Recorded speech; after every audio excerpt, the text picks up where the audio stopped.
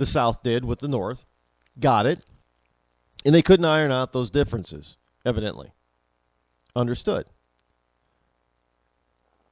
But if slavery was not involved, then you could probably tell me today that it was just, Lincoln being a bully. I might buy that argument. But because of the way the South was structured around slavery, there was a lot more than slavery going on there. But it was all still surrounded and wrapped by slavery. Slavery had to go. It was an evil institution. Jefferson Davis was the president of a nation that stood for an evil institution. And if you want to tell me that, slavery would have ended even without the Civil War, you might be right. It wouldn't have ended in 1865. It wouldn't probably have ended in 1900. But look at what happened in the South after slavery was abolished. African Americans were still treated like second and third class citizens. I mean, people would take white people down there in the South, would look after their dog before they would look after a black person. They'd rather give life to their chicken than to a black person. If it wasn't considered to be cannibalism, I am quite sure that the South would have harvested blacks to eat them. Because that's what they thought of them. They were nothing more than animals. And no matter what you say about Jefferson Davis, yeah, he may have been a nice guy, which is a bunch of BS, by the way.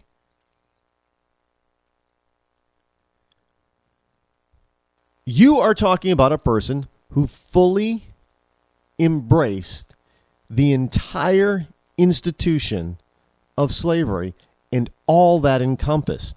Not just the fact that the slaves were on the plantation picking the corn and picking the cotton. The entire institution and the entire racism that enveloped the South until the 70s. We had civil rights in the 60s, Rod. Do you think that racism ended overnight?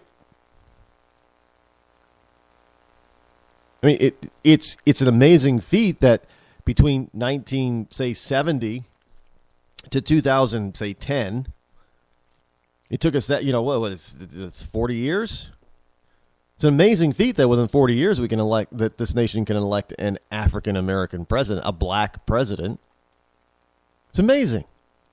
The speed, when you equalize things, when you make sure that you have pure equalization, it's amazing how people's attitudes will change.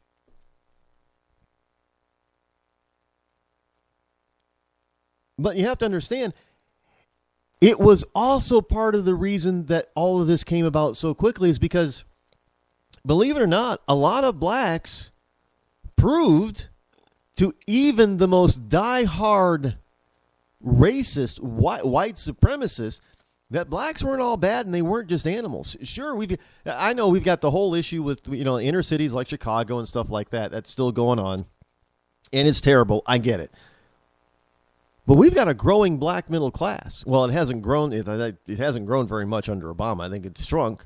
But funny enough, it's black middle class has always grown since the 70s under Republican leadership. We've had a Republican president. It has always contracted under the three Democrats since 1970. Think about that for a second. And you've got Jefferson Davis, who these people are holding up. Let me tell you something about Jefferson. Jefferson Davis was a slave owner. He believed in slavery. He believed in the entire class and economic system that slavery embraced. He was a West Point cadet. Yeah, he was a Unionist at one point.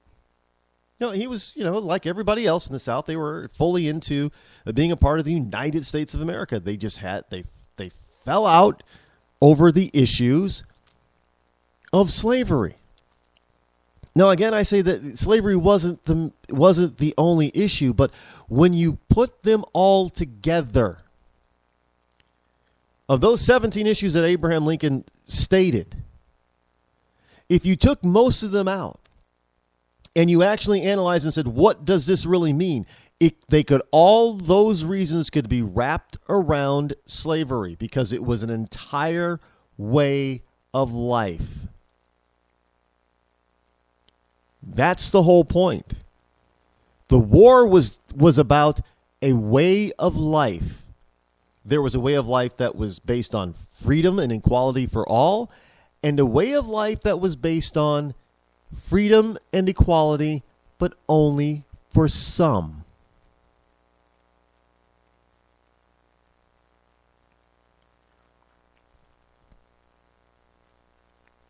Now, actually later on, a future father-in-law of Jefferson Davis was President Zachary Taylor. Now, Davis also served as Secretary of War. Today we call this the Department of Defense. He was the Secretary of War under Franklin Pierce. He established something called the U.S. Camel Corps in the 1840s and the 1850s. Davis was never. Well, let me tell you something. I already knew this. I knew this a while ago. Jefferson Davis was never. He was not captured while he was dressed as a woman. That was a myth. There were actually others, some abolitionists that, when Jefferson Davis was arrested, some abolitionists actually posted his bail in 1867. So he wasn't an evil, onerous man, but he's truly. I wouldn't care if he released his slaves. Thomas Jefferson did that, but I wouldn't care if he released his slaves. The point is that Thomas Jefferson did not embrace the entire way of life of slavery, but Jefferson Davis did, and he doubled down on it by going to war. Plain and simple on that one, folks. So, no, Jefferson Davis is not a hero of the South. He's not a hero of the African-American community. He's not a hero of people who know the history and who enjoy and approve of freedom and liberty and equality for all. That would not be Jefferson Davis. So when somebody puts up a meme like they did on Facebook that glorifies Jefferson Davis and they wonder, well, why are you against him? Well, now you know. And a lot of the stuff that I'm telling you about Jefferson Davis, I already knew. I found some other interesting facts about him that I didn't know, but because what did I do? I went and looked it up. It's amazing what you'll find and learn when you look things up. And speaking of looking things up, you should look up Kayani, a nutraceutical company. That's right, a new sponsor to this segment of the Rod Eccles Show. Great stuff here. I have, as I mentioned before, I have tried some of their products. So they're a superfoods company. Superfoods have extraordinary nutritional value and these superfoods have actually helped hundreds of thousands around the world to achieve optimal health. Some people have actually claimed, anecdotal evidence has suggested that they've claimed all kinds of ailments.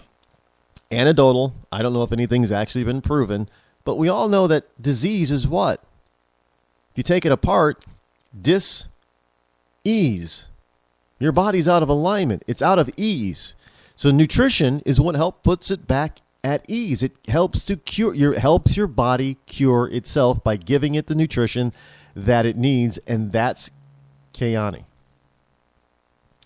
Now, you can also enjoy freedom of working your own hours if you want to take advantage of their business opportunity and start enjoying your family, your friends, as well as your good health. Now, with Kayani's unmatched dream car program, exotic retreats, those are vacations for those of you in Rush Limbaugh's Rio Linda, and lucrative compensation packages, Kyani's helps you create the lifestyle that you've always dreamed of, and you could probably live more like Donald Trump.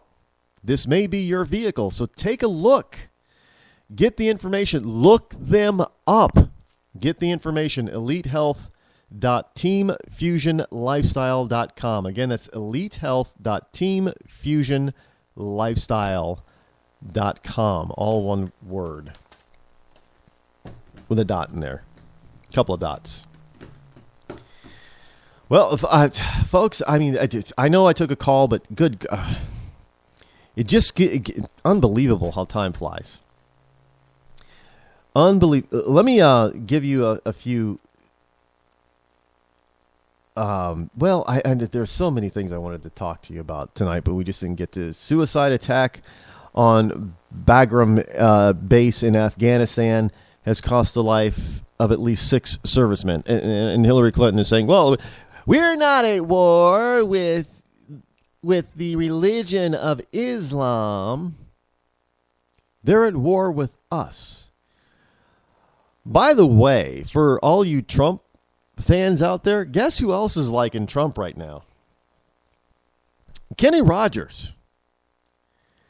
Kenny Rogers is really liking Donald Trump. Now, if you go over to rodeccles.net, you're going to get to pick up a lot of the stuff that we're talking about tonight and some of the stuff that I didn't get a chance to really cover too well. This will be one of the stories over there. Kenny Rogers loving Donald Trump. I happen to like it. There's another musician. I happen to like Kenny Rogers' music. You got to know when to hold 'em. Yeah. Love the Gambler. Well, no, that's not a Kenny Rogers song. I had another song in my head, but that wasn't a Kenny Rogers song. But he had a lot of his crossover pop hits were actually written by Lionel Richie. Lionel Richie of Commodore's fame. Yes, Lady. It was a Lionel Richie penned tune. One of Kenny Rogers' biggest hits. Here is a climate shocker. By the way, Star Wars opening weekend, if you haven't heard, worldwide receipts are somewhere in the neighborhood of $500 million for the 4 days. Can you believe that? $500 million, man, already. Climate change from express.co.uk. Climate change shock. Burning fossil fuels actually cools the planet, says NASA. I guess they're trying to set us back up for the Dr. Seuss thing. We're going to put ourselves into an ice age. Yeah. One way or the other, we always lose. Well, anyway, that sound means that we're already out of time. So we'll be back here tomorrow, hopefully to finish up some unfinished business. Until then, I'm Rod Eccles. This has been the Rod Eccles Show. I'm out.